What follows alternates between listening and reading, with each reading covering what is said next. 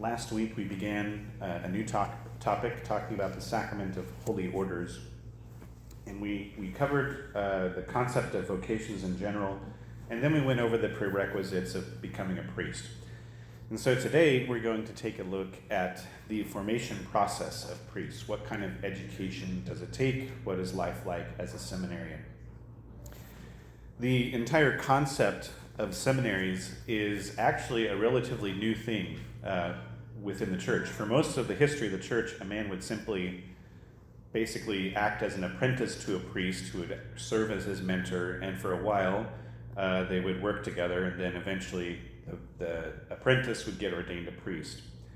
But in the 16th century, after the Protestant Reformation, there was a huge effort to better educate priests.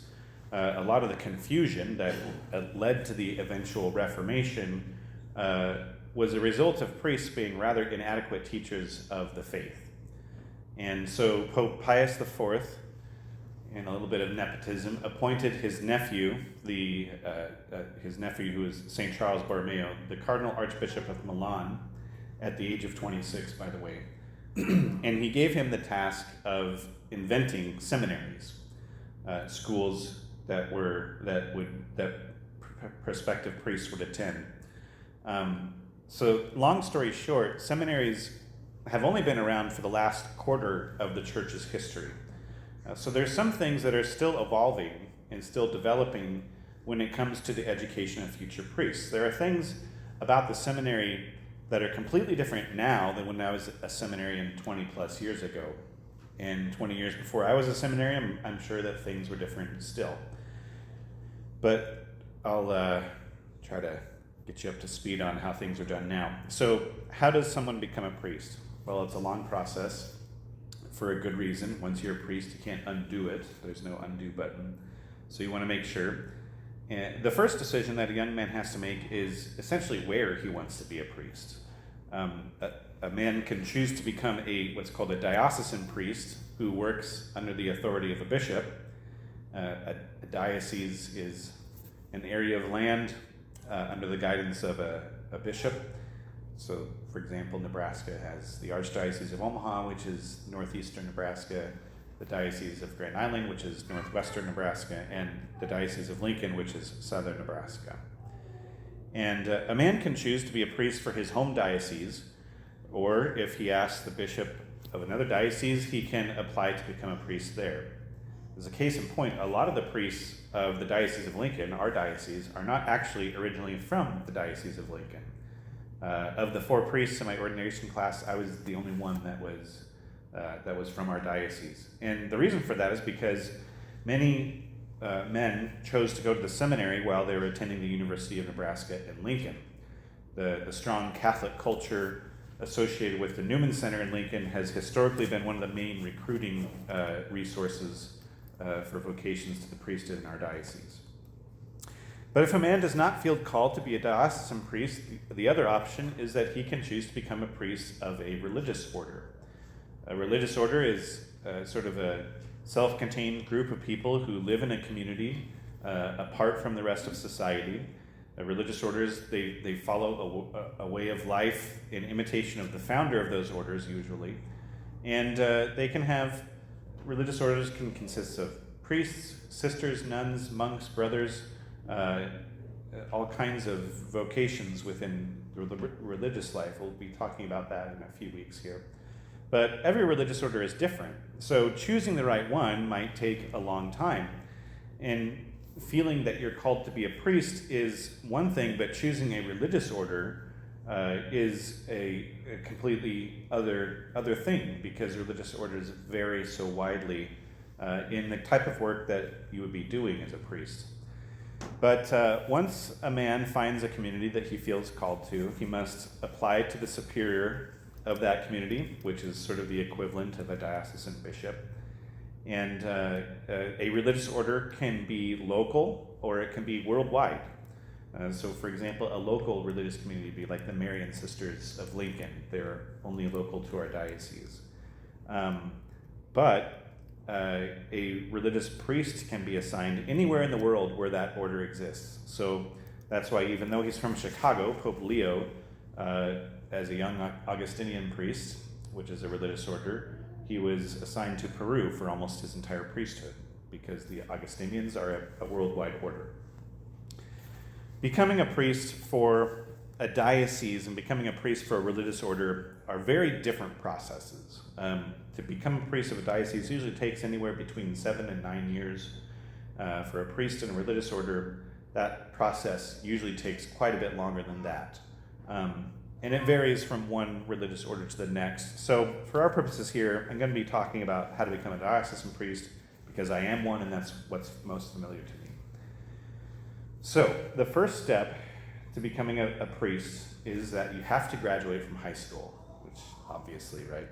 After graduation, to be accepted for priestly studies, you must apply to a diocese on the recommendation of your pastor or another priest. So you have to ask a priest to basically vouch for you that you would be a good candidate for the seminary. As part of the application process, there's a whole checklist of things that you have to do, like get a physical, you have to take a psychological exam, there's an IQ test, you have to write a short autobiography, and you have to answer a very long questionnaire. We're talking like hundreds of questions. The psychological exam in particular is pretty brutal. I believe there's over 600 questions, at least it was when I was applying to the seminary. And I remember the very first question, you either agreed or you disagreed with the statement. And so the first question was yes or no. I enjoy reading car magazines. I don't know what that has to do with psychological ability, but and I remember one of them is yes or no. I am afraid of dirt is one of them, and and then after you get through like the 600 prompts, yes or no, then at the end there's a couple dozen scenarios where it gives you a prompt, and then you complete a sentence with that prompt. And my friend Adam and I were taking the exam together. We entered the seminary together, and we were so tired of it. It took hours to complete this thing, and we were so tired of it at the end when he got to the prompt that began with "my father," the sentence he filled it in with was, "My father is always at work, but he still loves me." It's sort of the dark humor that we have in the seminary. But anyways, once a man is accepted, he attends a seminary, which is just a fancy term for a priest college. I was going to say priest school, but that sounds too much like preschool. So the word seminary comes from the Latin word for seed. It's sort of the seed of the church. It grows men into becoming priests. For the Diocese of Lincoln, each seminarian is required to take out a student loan of $5,000 a year. This was not the case when I was in the seminary. It was free. And those $5,000 per year is only for undergrad. So the actual cost of educating a seminarian for a single year is $35,000 or more, and that includes classes, room, board, and 3 meals a day. Requiring a loan that only covers about 1/7 or even less, 1/8 of the total cost of a man's education, it prevents his financial background from being a barrier to entry to the seminary. If they feel called to the priesthood, money shouldn't be the thing that prevents them. In graduate school, there is no cost to the seminarian. I guess by that point, you've invested enough of your life to the diocese. The diocese pays that bill. And so that's why we have the annual Bishop's Appeal for Vocations every October, because on average, it costs $300,000 to $500,000 to educate a single priest all the way through the seminary. And if that man goes all the way through the seminary to become a priest, even his undergraduate loans are forgiven. So the diocese takes on the full cost there. So that's why we have an annual appeal. The implication then of having to pay back any undergraduate loans is that some seminarians don't make it all the way through the seminary. And that is true. You can leave the seminary at any time. I've seen guys leave after literally a week. I've seen guys leave after a semester or after several years. My best friend Scott was in the seminary for 5 years. And you can think of the seminary as sort of like dating the church. You don't marry somebody after the first date, so of course you can leave the seminary, you can break up. The whole point of the seminary is for a man to determine whether or not God is calling him to be a priest.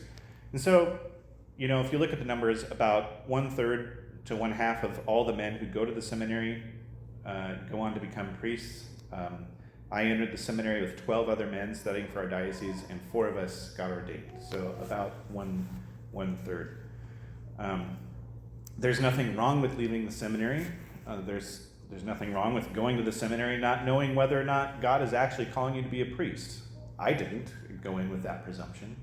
The seminary is the best place on earth for a man to discern what his vocation really is, whether it's to the priesthood or to marriage. There's far fewer distractions than there are in the outside world. There are no women, first of all. You're not allowed to have a job during the school year. You aren't allowed off campus very often. In undergrad, it was a couple of hours once a week on Saturdays. Instead, you spend a lot of time in prayer and in study and in quiet. And you are far more able to hear God's voice in that situation. And if after all of that, someone discerns their way out of the seminary, that's a good thing, because then they can check that box. They know for sure that they're not called to be a priest. My closest friends to this day were all men that I was in the seminary with, and only one of them is a priest. The seminary it's a strange place. All men from all walks of life, all kinds of ages and backgrounds. It's like a milder version of the Marines, I suppose. When you meet somebody who's been to the seminary, you're the few and the proud. There's nothing like that experience. And so you form a tight bond with the men that you went through it with. The seminary process focuses on 4 areas of formation. First, there is called human formation. And human formation focuses on developing good habits, helping a young man to become a gentleman. There is a saying within the church that goes, grace builds upon nature. Grace builds upon nature. So, in other words, God can only work with what we offer him, with what we offer as human beings. And so a part of human formation, we learn and we develop virtue. We learn etiquette. Or I should say they attempt to teach us etiquette by osmosis with, things like formal dinners and things like that. We develop an understanding of classics like literature and art and music. The second area of formation in the seminary is spiritual formation. And this is where we develop a life of prayer. We're taught to pray. We have classes on prayer. If you're not a man of prayer, you should not be a priest. If you do not have a desire to save souls, you shouldn't be a priest. If that's not your main goal as a priest, the things that you give up in order to be a priest are not worth it. And so saving souls is your goal. Third, we have academic formation, which focuses on education, the classes we take in the seminary. And then finally, there is pastoral formation, which is where a seminarian practices doing the types of things that a priest does. And it, starting out in the year 1 in the seminary, you're not thrown into the deep end, doing ministerial work, but you're kind of you're eased into it gradually. Part of pastoral formation is what is called it's called an apostolate, and it's where seminarians go outside the seminary to do things like teach CCD, visit hospitals, visit nursing homes, working in parishes or in schools, visiting prisons even. And the apostolate it's assigned to you at the beginning of the year, so you do the same thing all year round, once a week, and you become familiar with doing that type of work. So those are the 4 focuses of seminary formation: human formation, spiritual formation, academic formation, and pastoral formation. There's essentially 2 major phases of seminary formation. You would call it undergraduate and graduate school in the secular world. The first of these phases happens at what is called a minor seminary. Sometimes these are called a college seminary. So if you're looking on your vocations poster and you see under the guy's name, it says Theology 4. Well, we're not talking about that. If it says College 1, that's what it's referring to as the college seminary. And this is a college where you get a normal bachelor's degree, It's a bachelor's degree in philosophy, so it's useless outside of being a priest. But and you take normal classes. You have math, science, literature, all those like you would in a normal bachelor degree. But in addition to normal classes, seminarians also take classes that pertain to their degree in philosophy. They take philosophy classes, of course, theology classes. Philosophy is the study of thought. Theology is the study of God. And then we, of course, take ancient languages like Latin and Greek. At the end of college seminary, you receive a liberal arts bachelor degree in philosophy. And all of the seminarians that study for the Diocese of Lincoln, they all attend college seminary, or undergraduate, you can think of, at St. Gregory the Great Seminary in Seward, Nebraska, which is also my home parish, so I was very familiar with it growing up. College seminary begins with what is called the propedeutic stage. And this is a one-year program where a seminarian focuses on their relationship with Jesus through prayer. The focus of the propedeutic stage is to improve the individual to prepare them for seminary life. So it's kind of like seminary before the seminary. During this introductory year, you aren't working toward a college degree yet. Seminarians are essentially detoxing from the effects of the modern world. The propedeutic stage did not exist when I was in the seminary. I did not go through the propedeutic stage. If I had to spend one more year in school, the chances of me being a priest would be much lower. But the world that we live in now is completely different than the world when I entered the seminary. And in many ways, this world is completely incompatible with the life of a priest. Really, the culture of the world is completely incompatible with married life too, but that's a little off topic. So studies were done that showed a shocking rise in the number of seminarians dropping out and even priests leaving the priesthood just after a couple of years after ordination. And the reason is they weren't prepared to live such a life. When I entered the seminary, I didn't have a cell phone. There was phone booths in the seminary. Social media hadn't been invented. YouTube didn't exist. Netflix was a company that mailed you DVDs. Smartphones were years away. Texting had just been invented, but I didn't have a phone, so that didn't matter. We had to go to a computer lab in our school to access the internet. And now, all of the evils in the world are at the fingertips of your children. And most have been traumatized in some way by it, these studies have proved. A staggering 80% of boys are exposed to sexually explicit material by the age of 11. And that has a profound effect on a person, and it's something that my generation never had to deal with.